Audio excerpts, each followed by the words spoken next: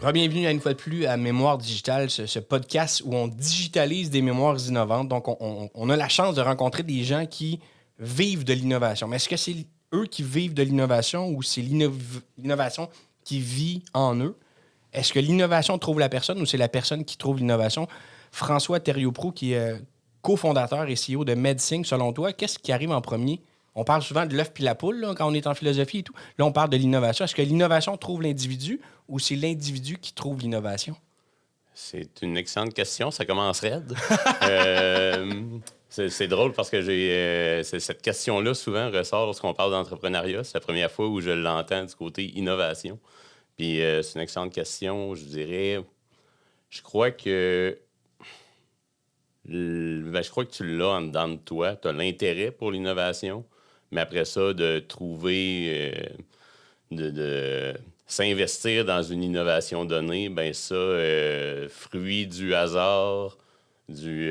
Fibre entrepreneuriale ouais, qui vient un petit peu se mêler à tout ça, probablement aussi. oui, évidemment, mais aussi intérêt pour sciences et technologies, mais de tomber sur un projet qui cadre dans ce que tu au cœur, ben c'est pas un given, puis ça se peut que ça demande quelques dating avant Ouais, c'est avant ça. de trouver la Mettre bonne. un Tinder de l'innovation, ça serait pas pire, je trouve. Ah non, ça me tente moins. Ça me tente moins. Ton parcours à toi est quand même assez spectaculaire, on va dire, le doctorat en philosophie mais, au niveau de la physique médicale à l'Université Laval en 2012. Donc, tu as le titre de docteur sur papier, là, le fameux PhD, tu l'as sur tes signatures. Mais là, tu me disais que tu n'as pas le droit de faire appeler docteur au Canada. Juste au Canada? Aux États-Unis, on peut t'appeler docteur? En fait, puis je veux pas m'aventurer trop loin sur ce que je connais à moitié, Ouais. mais oui, le titre de docteur au Québec, pour sûr, est réservé Au aux gens doctorat en qui ont médecine. au doctorat en médecine. OK.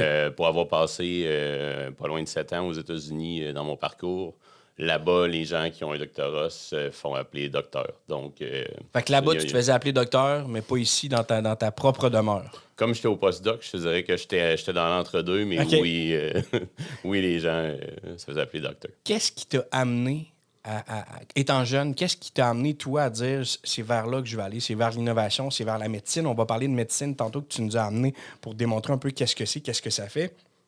Mais avant de te rendre à créer un produit, développer, il y a une fibre innovante qui doit grandir en toi. De où ça part chez toi, ça?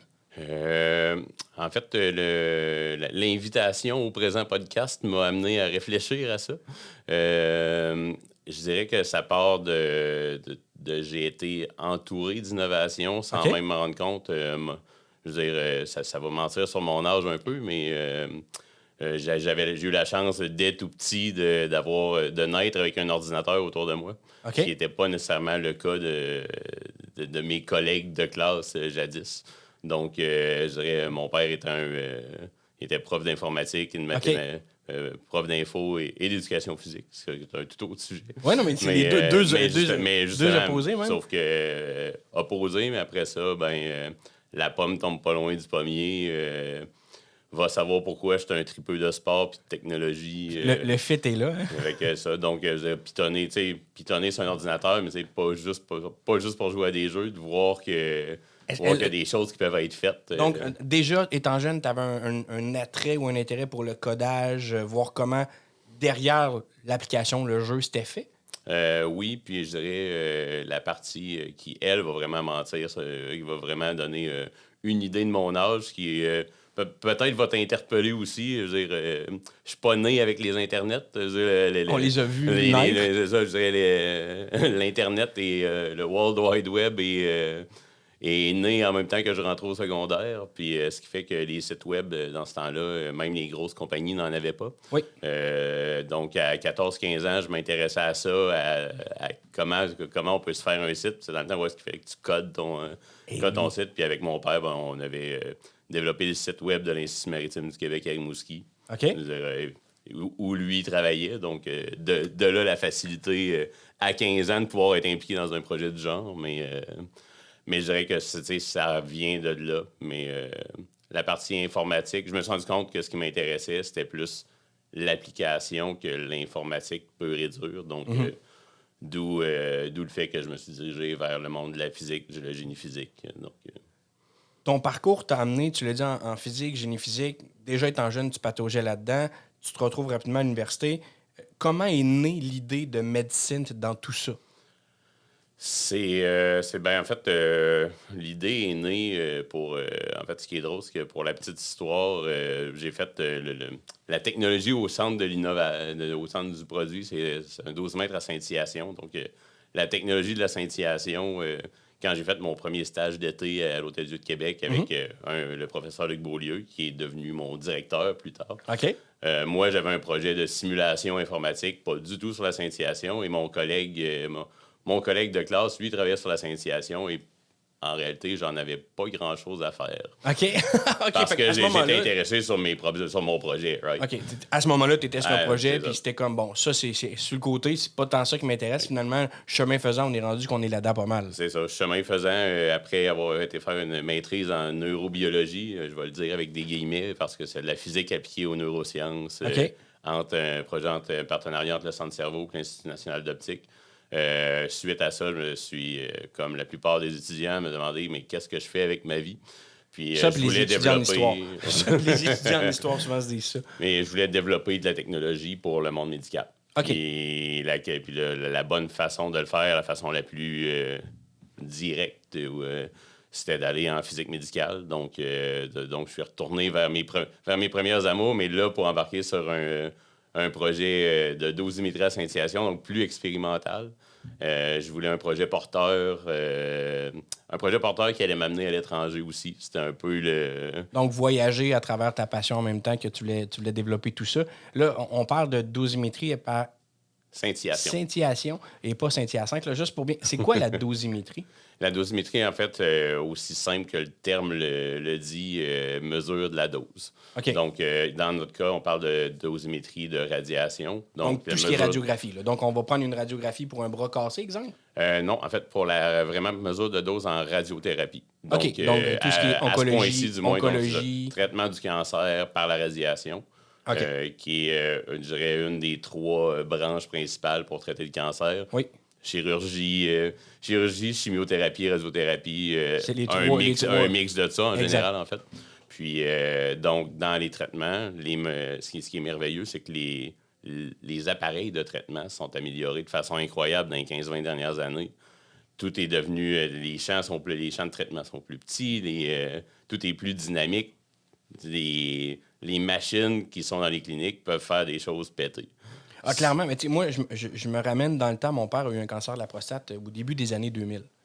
Puis là, j'y vais de mémoire, mais de la brachiothérapie, est-ce que ça se peut qu'on vient insérer des... Curithérapie en français, mais en anglais, brachytherapy. OK, exact. Donc, on vient insérer des pierres ionisées près des métastases cancéreuses. Je me trompe pas? Close enough. Donc, déjà, à ce moment-là, un outil comme celui-là, c'est un peu à ça que ça sert, s'assurer que les doses soient aux bonnes places, bien ciblées. Est-ce que c'est ça? Oui, je te dirais, c'est une des applications qui est plus, en anglais, high-hanging fruit, là, qui est peut-être plus loin un peu dans l'application dite in vivo, donc l'utilisation du détecteur en cours de traitement, donc Okay. avec un patient dans la salle pour faire une mesure en temps réel de ce qui est donné. Ça, c'est l'application, je dirais, De base initiale. vers laquelle on peut aspirer. OK. Vous comprendrez que plus le patient est proche, plus ça implique des aspects du côté réglementaire des choses. J'imagine, mais tu sais, je suis content que tu en parles parce que, bon, l'innovant en toi, le tripeux de mathématiques, de coding, de tout le kit, se dit, hey, j'ai une idée, on va s'en aller à l'innovation. Le domaine de la médecine, de la santé est un domaine qui est excessivement régi, qui est excessivement surveillé. Est-ce que pour toi, ça a été décourageant? Est-ce que ça a été préoccupant de dire, OK, j'ai des idées, je suis innovant, mais là, je me retrouve dans un mode où, tu sais, justement, là, c'est calculé à des petites doses, c'est ultra précis, c'est très réglementé. Comment tu as vécu ce processus-là de dire, OK, c'est ce que je veux faire. Je veux faire de quoi qui va être porteur, qui va faire du changement, mais je m'attaque à quelque chose qui ne change pas facilement. On va dire ça comme ça. C'est un excellent point. Puis dans les faits, dans un premier temps, si on oublie la réglementation, si on parle de la clientèle, dans les faits, notre plus grand compétiteur, peu importe ce qu'on amène comme innovation, ça va rester le statu quo. Donc, soit qu'il n'y a rien qui est fait, soit qu'il y a quelque chose qui est fait, qui est peut-être plus la façon de faire standard, qu'on va rester sur nos... Qui répondait bien aux besoins de OK. à la réalité de 10-15 ans. OK. Du côté réglementaire, Je crois que la bonne façon de le dire, c'est qu'un peu comme pour les entrepreneurs en général qui se lancent dans l'entrepreneuriat, mais je pense que c'est encore plus vrai dans l'entrepreneuriat technologique. Puis c'est d'autant plus vrai dans l'entrepreneuriat technologique médical. Faut un peu que tu sois naïf. OK. Donc, puis que tu apprends sur le tas un peu comment tout ça se déploie, c'est quoi, qu'est-ce que ça te demande comme Comme certification, comme niveau de norme. réglementation. Puis, en lien avec ça, tu développes une stratégie en fait de commercialisation qui va par étapes. Donc, d'où le pourquoi je disais que l'application plus long terme sera pour des applications plus in vivo, dites mesures en temps réel, sur ou à l'intérieur des cathéters déjà utilisés dans les traitements OK. pour faire une mesure en temps réel. Si on y va plus en amont, aujourd'hui, le device que j'ai sur la table, Oui. en fait, aujourd'hui, c'est une plateforme de recherche. On a des clients, on a plus d'une dizaine de clients aujourd'hui. On vend aux chercheurs dans le domaine. OK. Donc, vous êtes plus en amont, en haut. Là. On est en amont, en haut. Ceci dit, ça donne bien. Les chercheurs sont aussi, dans notre monde, les influenceurs. Clairement. Et puis notre client le moins éduqué, le physicien médical, le moins éduqué, c'est quelqu'un qui a une maîtrise en physique donc, on est dans le monde de la techno. Notre client est un adepte de techno. Certains d'entre eux qui vont être des early adopters sur à peu près n'importe quelle techno. Donc, en vendant aux chercheurs, eux, c'est eux qui sont à l'avant-plan du domaine. Nous, on est les experts de la dosimétrie à scintillation. Eux sont les experts de l'application. De l'utilisation. C'est de ça, comment... pas, OK. Toi, vous faites juste créer l'outil pour les aider à faire leur travail. Eux prennent cet outil-là s'il répond bien à leurs besoins puis de la façon dont ils peuvent l'utiliser dans la vie de tous les jours dans leur rôle. Exactement. Ceci dit, la beauté de la chose, c'est que les gens, notre clientèle, c'est les gens avec qui j'ai étudié. Donc c'est moi qui est sorti du chemin. C'est toi qui es sorti de la traque. Là-dessus. OK. Oui. Donc, mais c'est encore des gens que tu connais, que tu as déjà côtoyé. Fait que déjà, cette approche-là est peut-être un peu plus facilitante sur un premier contact d'arriver. Je nous donne une chance, toi puis moi, de contacter le même médecin. Si toi, tu le connais, tu as plus de chances que moi de rentrer en contact avec. Ça, je le comprends. Ça me fascine de voir comment on peut penser à quelque chose qui va fonctionner sur la médecine d'aujourd'hui et de demain. Là, on a eu la chance de parler avec Diego Mantavoni du laboratoire de biomatériaux. Puis il me disait la même chose. Il dit, c'est de penser à des choses qui n'existent pas puis qui vont se faire dans 5, 10, 12, 15 ans. Dans le cas de médecine, c'est déjà utilisé à ce moment-ci. Quand est-ce que tu penses que ça va être implanté pratiquement d'office dans une salle d'intervention en radiothérapie? D'office, c'est un... D'office, je peux pas te répondre. Je pense qu'il y a juste trop de... Il y a trop de paramètres pour être capable Il y a trop d'inconnus. Ceci dit, je crois que l'utilisation, en fait, ça pourquoi notre détecteur se démarque, puis ça vers quoi on s'en va vers une première application clinique, pour ce qui est de la mesure de petits champs de radiation, ça, mon espoir, c'est que en fait, c'est plus une question de mois ou d'années en fonction du territoire sur lequel on se retrouve et sur lequel on va taper. Tout ça basé sur ce que la réglementation permet aussi. Puis, mais justement, cette application-là, donc faire la validation, la caractérisation de ce qui est donné par la grosse machine de traitement, donc, aller, dans le fond, permettre d'utiliser la machine de façon plus optimale que c'est le cas aujourd'hui, diminuer les incertitudes par rapport à tout c'est ce qui souvent ça en médecine, hein? Diminuer le risque d'incertitude, le pourcentage d'incertitude. Plus on se rapproche du pourcentage zéro qui est pratiquement impossible à atteindre en médecine, mais plus on s'en rapproche, plus on a des gains qui sont quand même notables sur la santé des gens. Là. Exactement. Puis dans le cas de... Nous, c'est un outil de mesure, mais dans le cas d'un outil de mesure, l'aspect à comprendre, c'est que c'est un peu la poule et l'œuf. C'est dire, oui, un outil de mesure peut être utilisé pour une application donnée, mais si ton outil de mesure ne répond pas quasi parfaitement à l'application, ben à partir du moment que tu doutes un peu de ton outil, pourquoi tu utiliserais cet outil-là? Tu es bien mieux de retourner à pas faire cette action-là de plus. Et puis faire ce que tu faisais qui fonctionnait aussi. Qui fonctionnait, qui avait... Okay. Justement, mais c'est là c'est un peu ça. Parce que c'est un gros gap de risque pour un innovateur, un créateur d'une solution comme ça, en disant, en ce moment, tout fonctionne, et là, je mets des guillemets dans mes propos, tout fonctionne, on est en mesure de donner des traitements de radiothérapie. Nous, ce qu'on amène, c'est pour optimiser, mais il faut vraiment que vous Tu sais, c'est comme en boxe, tu dis qu'il faut battre le champion. Tu sais, quand tu as un combat de boxe, tu bats le champion. Si tu arrives à égalité avec le champion va garder sa ceinture. Est-ce que c'est un peu le cas aussi? Si on arrive avec une solution qui est égale avec l'existant, qui n'est pas de remplacement majeur ou qui donne un avantage, on va comme, c'est beau, mais on va garder ce qu'on a parce qu'on sait que ça fonctionne. Est-ce que vous avez fait face à ça? Oui. Puis, je veux dire, en fait, je pense que dans le cas d'une acquisition d'une nouvelle technologie, tu peux pas juste te permettre d'être aussi bon ou juste un petit peu meilleur.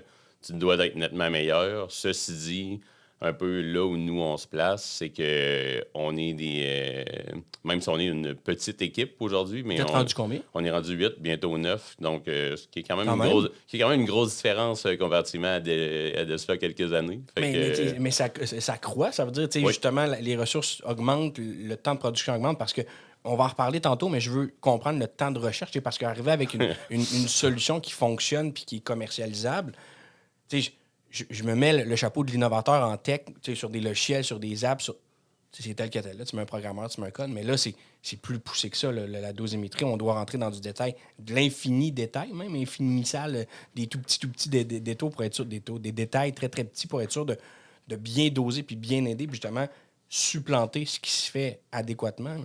Oui, effectivement. En fait, deux éléments. J'essaie d'être succinct. Premièrement, notre détecteur à nous, c'est basé sur de l'optique photonique. La belle chose, c'est qu'en étant à Québec, on est dans un pôle de l'optique photonique. Fait que c'est le cadre est bon et aussi une belle place pour la physique médicale. Donc, ça, c'est sûr que ça, c'est l'élément différenciateur par rapport à nos compétiteurs. Tu mentionnais, ça doit être beaucoup de recherche, comment qu'on y vient. La réalité, c'est que la dosimétrie à scintillation dans le monde de la radio-oncologie, ben, ça fait 30 ans que c'est du côté de la recherche. Il y a des belles affaires qui sont faites. Il y a déjà toute une pré-validation qui a été faite. Ça, c'est super intéressant et très bon pour nous. Même, très rassurant. Puis, je veux dire, moi-même, de par mon parcours académique, doc, post-doc, je veux dire, j'ai été du côté académique à faire de la recherche là-dessus, utiliser la dosimétrie à scintillation pour différents types d'irradiateurs, de modalités de traitement. Donc, c'est du côté de la recherche depuis vraiment longtemps. Dans mon cas, à moi, ben, si on fait le calcul des années rapides, ben, ça tire plus proche du 15 ans que du 0. Donc, ce qui fait que ultimement, ben, un de nos avantages qu'on a, c'est que ben, on sait ce qu'on a de besoin, mais on sait aussi ce dont on n'a pas de besoin. Qui est un peu le nerf de la guerre pour développer un produit commercial que pour ultimement faire une réalité clinique. Parce que c'est un peu ça le plus rapidement, t'atteins ton MVP, le plus vite tu peux tomber en commercialisation. Là. Exactement. Puis là-dessus, je te partagerai qu'on peut dire qu'on a coché la case quand ils disent en entrepreneuriat que vous devriez pas être fier du premier produit que vous avez livré. Ben, si je le compare à qu'est-ce qu'on a aujourd'hui, ben effectivement, notre premier produit qui faisait quand même la job jusqu'à un certain point, mais qui avait définitivement pas toutes les mêmes fonctionnalités, les mêmes niveaux de performance. Mais justement, sauf que on est arrivé plus rapidement à mettre quelque chose dans les mains des clients. Puis, ben, ce qui est intéressant, c'est que apprendre de eux, c'est le meilleur feedback. Clairement, parce que dès que tu as des experts qui commencent à utiliser ta solution, là, les feedbacks rentrent, les choses à améliorer rapidement sur ta solution te sont présentées. Fait que là, tu peux tomber en mode réaction par rapport à ça, puis changer ton plan de match assez rapidement. On va s'arrêter quelques instants. Je veux comprendre la dosimétrie par scintillation. Là. Je trouve ça spectaculaire parce que c'est une toute petite machine, comme on voit sur la table ici. Puis on peut calculer une tonne de choses. Fait qu'on va rentrer un peu dans le détail juste au retour de la pause. On s'arrête quelques instants pour regarder ça. Parce que je veux comprendre jusqu'où vous voulez aller avec ça. Qu'est-ce qui s'en vient? Qu'est-ce qui s'en vient pour toi, pour ton équipe? Puis justement, quels sont les efforts nécessaires d'innovant dans ta tête qu'il faut que tu continues à garder toujours en tête pour continuer à faire améliorer ton produit? On s'arrête quelques instants. Merci. Génial, merci.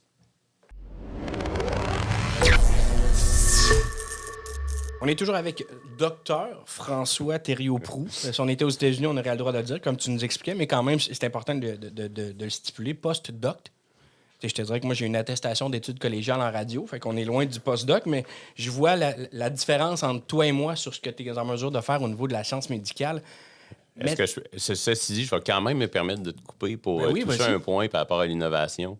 Puis c'est un point que souvent le monde fait le lien entre innovation et monde Éducation. scientifique et éducation. Et la réalité, c'est que l'innovation, il y en a partout. Je pourrais dire que ce podcast sur l'innovation, l'idée du podcast est en soi une innovation. Donc, je pense qu'il ne faut pas se limiter à... Puis, même pour nous, dire l'innovation est au cœur de notre culture d'entreprise, mais pas seulement pour...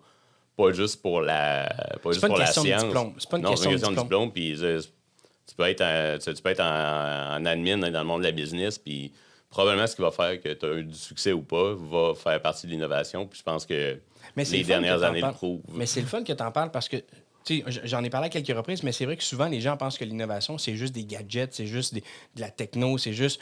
Moi, je rêve d'un voyage interstellaire, fait que j'ai fait une fusée qui décolle puis qui atterrit, ici, Elon Musk, mais l'innovation, comme on l'a dit, souvent, l'innovation, c'est une petite graine qui va germer chez les gens à différents degrés, à différents niveaux. Pour certains, ça va finir en médecine avec un outil pour la médecine de demain. Pour d'autres, ça va être de créer des nouveaux outils marketing. Pour d'autres, ça va être juste d'insérer un CRM de gestion dans leur entreprise parce qu'ils sont à ce niveau-là, à ce moment-là.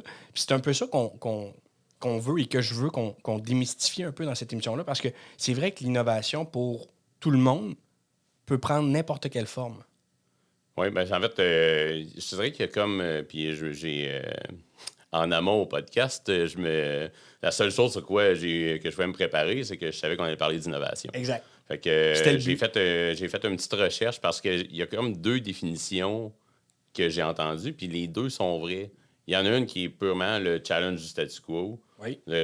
Think outside the box, fais les choses différemment. Mais il y a l'aspect l'amener à réalisation. Puis ça, dans le monde scientifique, est particulièrement un peu la différenciation entre, je dirais, le monde académique du monde plus entrepreneurial, industriel. Ben il y a l'invention, puis il y a l'innovation. Mm-hmm. Puis je crois que en fait, la recette miracle, c'est de pouvoir passer de l'invention jusqu'à l'innovation. Et vice-versa.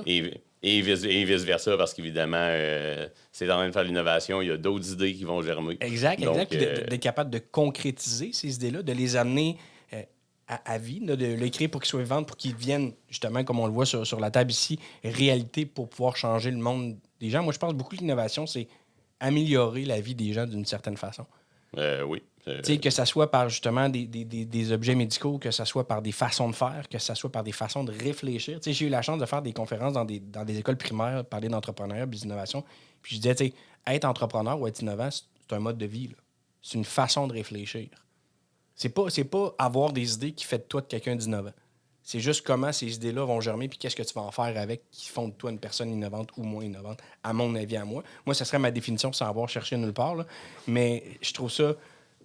C'est le fun de voir que des gens qui innovent constamment, parce que tu l'as dit, ça fait partie de votre culture d'entreprise. Ça veut dire que l'ensemble des cercles de gestion de ton entreprise, tu les abordes de façon innovante. Donc, probablement que tu touches à ton administration de façon innovante, probablement que tu touches à tes finances de façon innovante, probablement que tu touches à ton R&D, ta recherche-développement de façon innovante. Nécessairement, tu n'as pas ben le choix. En parlant de ça, vous avez pris combien de temps de recherche pour le premier produit? Le premier, on part de l'idée, on se dit, OK, parfait. On va travailler sur un dosimètre par initiation, c'est oui. ça. Donc, le bon terme est de dire, OK, on a cette idée-là, il faut qu'on s'amène avec un produit pour le présenter à des experts. Le gap de temps et de recherche, ça ressemble à quoi à ce moment-là pour vous autres? Disons, si on y va du côté, parce que comme je disais tantôt, ça fait très longtemps que je travaille sur la technologie, mais disons, pour dire que de faire le saut... Passage à l'action. Je vais en faire une entreprise. Je suis revenu au Québec au début 2016, donc grosso modo 6 ans entre aujourd'hui et le... Fait que si mettons qu'on dit, on a commencé à avoir quelques premiers clients, ça on fait abstraction peut-être du premier qui était en novembre 2018. Donc, première livraison en novembre 2018. Quand même, en 2 ans. Donc, ça l'a pris 2 ans, mais tel que mentionné précédemment, ça ressemblait pas à ça. Mais c'est correct qu'il y ait une amélioration continue, parce que justement, quand on arrive dans un mode technologique, on va avoir des premiers MVP qui sortent rapidement pour valider l'idée, valider le fonctionnement. Surtout dans votre cas, il y a beaucoup de données qui doivent être validées probablement. Donc, parvenir quand même assez rapidement, parce que je trouve que, nonobstant les 15 années de recherche avant, 2 ans de production pour arriver avec un outil fonctionnel, c'est quand même assez rapide. T'sais, comment ta tête d'entrepreneur puis 19 ans se dit à ce moment-là, bon, j'ai besoin de financement, ça coûte de quoi développer tout ça? Est-ce que vous êtes allé chercher du financement? Ça a été quoi les étapes? Donc, ça, c'est une excellente question. Puis, en fait, on a été, oui, on est allé chercher du financement sur je dirais, en fait, j'ai quand même eu à prendre la décision entre est-ce que je reviens au Québec pour faire ça? Oui, ou on fait ça aux States avec ou moins de taxes. je fais ça aux States avec moins de taxes, mais avec D'autres particularités. d'autres particularités. Je veux dire, Est-ce que la réglementation est plus complexe aux États-Unis ou plus complexe au Canada, à ton avis? Ça dépend du produit, ça dépend de l'application. Mais tu sais, je te dirais, pour ce qui est de partir une business, je dirais, la façon simple de l'expliquer, ou du moins que je me l'explique, il y a plus d'argent aux États-Unis. Ceci dit, tu es un plus petit poisson dans un plus gros lac. L'autre chose, c'est que pour partir une entreprise d'innovation technologique dans le médical, on a un bel écosystème à Québec, au Québec et au Canada où il y a différents programmes pour le soutien à la R&D, au développement technologique, à l'entrepreneuriat. Puis je pense que c'est un support qui est grandissant, heureusement. Puis, donc, je dirais qu'il y a peut-être moins d'argent en absolu, mais ton dollar va plus loin. OK. Donc, en start-up, c'est intéressant de revenir chez vous pour te permettre d'arriver rapidement à ton MVP. Et à ce moment-là, après, tu décideras d'attaquer le marché américain, si je comprends bien. Oui. Puis il y a aussi une partie de qu'est-ce que tu as le goût de faire comme entreprise. C'est quoi tes valeurs? Il y a différents modèles côté financement. Tu as le modèle Silicon Valley où le succès de l'entreprise, c'est ça. Tout le monde cherche une licorne. Le succès de ton entreprise est basé sur tu as levé combien d'argent. Ça ne dit pas si oui ou non tu vas te rendre à. Il y a beaucoup de licornes qui n'existeront probablement jamais, même. Ils ont des idées, vendent des concepts, vendent une recherche, mais la concrétisation de tout ça, ou du moins l'amener sur le marché, ça tarde. Puis on l'a vu avec Element AI, même ici à Montréal, qui avait levé des beaux financements, puis finalement qui a été racheté aux États-Unis. Mais dans votre cas à vous, on revient au Québec. On vient au Québec, en fait. Si l'entrepreneuriat est grandissant, je pense on est peut-être un petit peu en retard par rapport à la courbe américaine. Ceci dit, du côté innovation, donc tout ce qui se fait du côté académique, développement pur et dur. Le développement par population, j'ai aucun chiffre pour toi, mais je suis assez certain de dire que le développement technologique est plus grand par population au Canada. Puis c'est merveilleux qu'il y a eu de l'investissement dans ce sens-là. Mais ce qui permet justement la collaboration, qui est une autre chose qui est au centre de l'entreprise, c'est la collaboration avec le milieu académique, c'est avec les chercheurs, justement avec les inventeurs, de comment on fait pour amener de la nouvelle innovation, mais aussi créer un écosystème autour de ça, puis en fonction du risque, plus tu es proche du R ou plus tu es proche de la fin du D, ben peut-être que l'investissement va se faire à une place ou à un autre. Exact, c'est pas les mêmes joueurs qui vont intervenir. C'est ça, puis il y a des programmes pour faire du développement main dans la main, puis c'est super intéressant de ce côté-là. Puis nous, on en bénéficie, mais aussi on y participe activement. Puis je pense que ça fait partie de la solution, puis de qu'est-ce qui la construction de médecine, de s'être monté une équipe, mais aussi un écosystème, un réseau de collaborateurs. Nos clients, c'est à prime abord aussi des collaborateurs.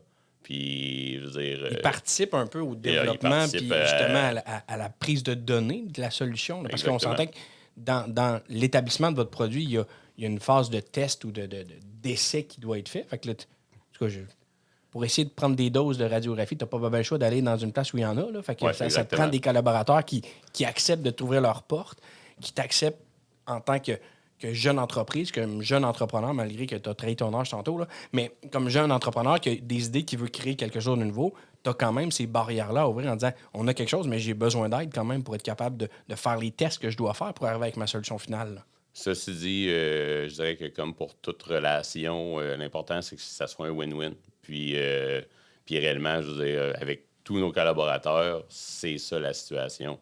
Puis c'est un peu, tu sais, je veux dire, on s'implique dans le training d'étudiants, on s'implique dans dire on vient, mais on comprend ce monde-là aussi, on vient de là, mais moi et mes cofondateurs, on vient de ce monde-là, on le comprend, puis on sait aussi, il n'y a pas de miracle. Tout le monde est à la recherche de main-d'œuvre, puis on va en avoir de besoin, nous autres aussi, puis les meilleurs, ça permet de faire un tout pour votre unité, mais ça me fait penser à quelque chose. Tu sais, vous êtes dans le domaine de la médecine pour aider les gens. T'sais, on s'entend que la médecine, tu sais, le serment d'Hippocrate des médecins, est-ce que c'est quelque chose que vous sentez, cette cohésion-là entre les médecins praticiens qui vont utiliser votre technologie, qui vous ouvrent leurs portes en disant c'est une solution qui peut aider down the road notre patient. Donc, le end-user qui va en bénéficier, c'est le patient qui va recevoir la dose de radio, qui va être bien dosé justement sur sa dose de radio. Est-ce que vous sentez ce serment-là, comme on pourrait dire, dans vos relations, ce désir-là de « OK, c'est de quoi qui peut aider mon patient? OK, je vais vous aider, ça me touche parce que ça touche mes patients? » Ben oui, en fait, j'aurais tendance à dire que tous les gens qui sont dans le milieu hospitalier... c'est une vocation, là, c'est une vocation, ils sont là pour les bonnes raisons. Fait que, puis justement, c'est... oui, évidemment, nous, notre client premier, c'est le physicien médical, qui est un peu comment dire...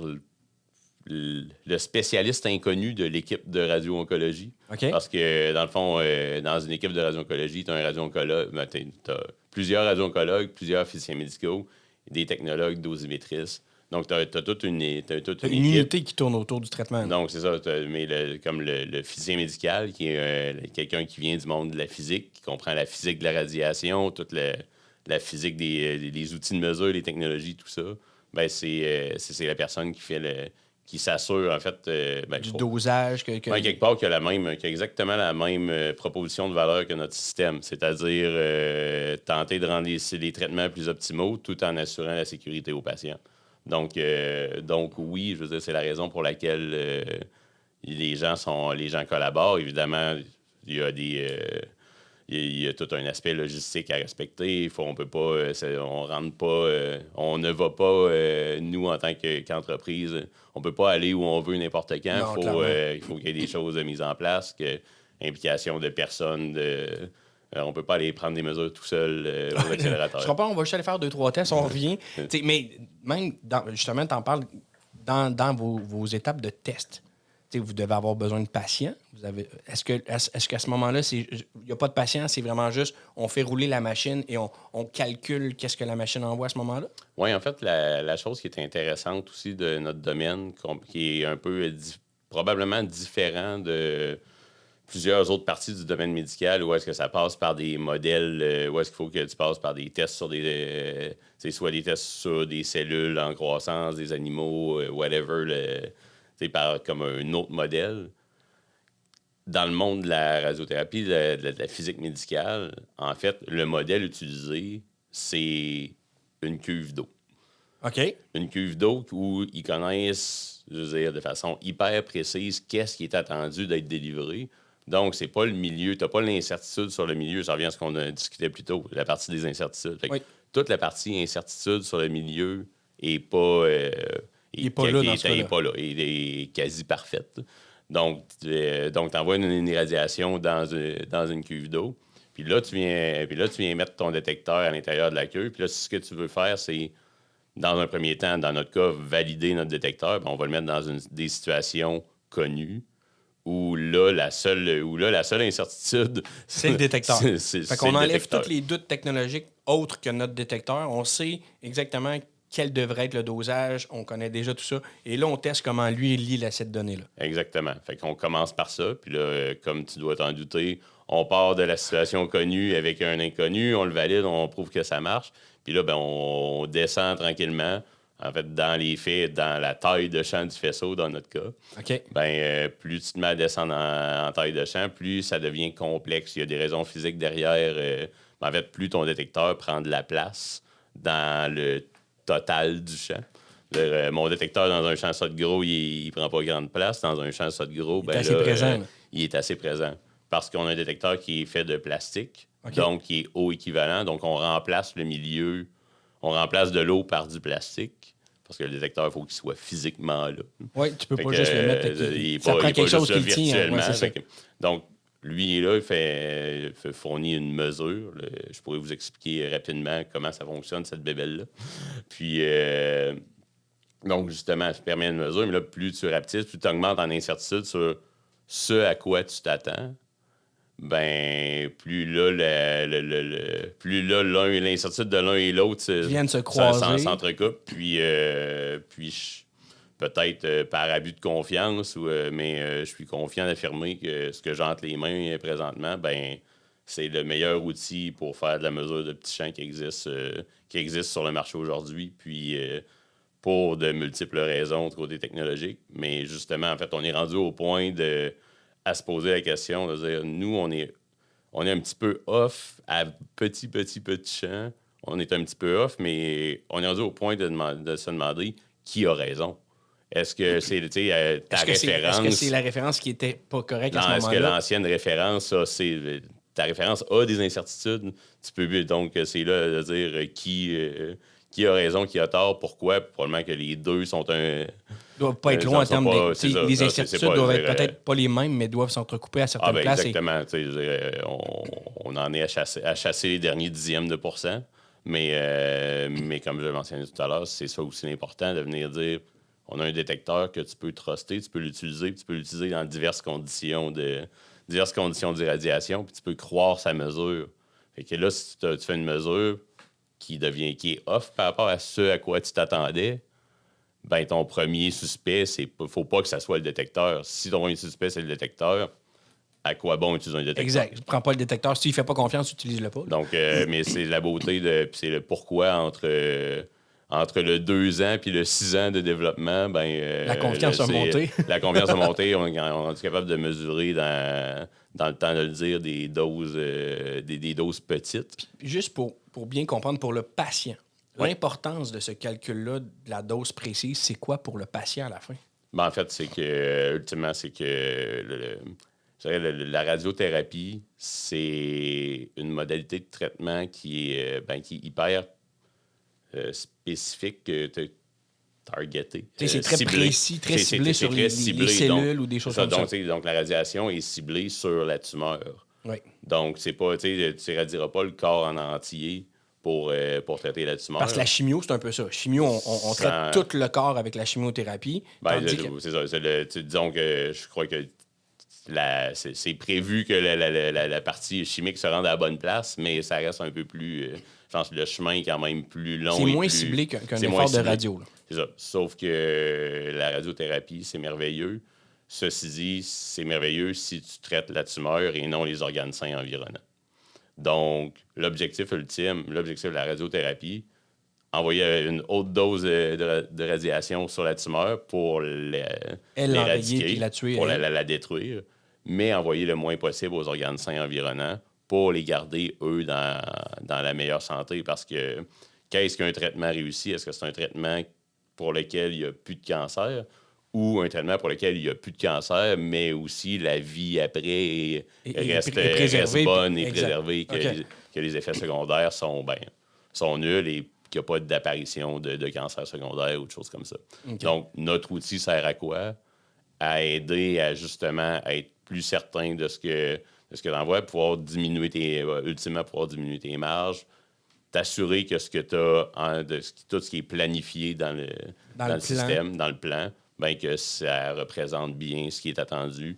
Donc, ultimement, gagner de la confiance dans ce qui est envoyé pour pouvoir permettre de... Puis gagner plus de combats contre le cancer. Exactement.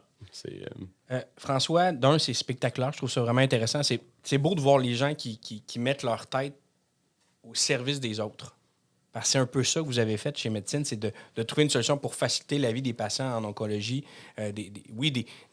Des spécialistes qui utilisent votre technologie, mais à la fin, vous aidez les patients à assurer d'avoir un meilleur traitement. Je trouve ça merveilleux de votre part, honnêtement. Félicitations. Qu'est-ce qui s'en vient pour Médecine? C'est quoi le next step? Tomber dans la réelle commercialisation clinique. En fait, comme je le mentionnais plus tôt, présentement, on vend aux chercheurs. On s'en va vers le milieu, vers un premier produit clinique à court moyen terme. Donc, tant sur le marché américain qu'ultimement les marchés canadiens et européens. Puis l'innovant en toi, qui dit que ça fait partie de sa culture d'entreprise, comment il envisage cette commercialisation-là? Est-ce qu'il y a une idée particulière? Est-ce que tu dis, on va prendre ce qui existe déjà puis on va commencer avec ça? Est-ce que tu as déjà une idée innovante pour aussi essayer de pousser ton produit? En fait, ça va m'amener sur, ça va m'amener sur notre deuxième valeur d'entreprise. Je pense que notre innovation passe par la collaboration.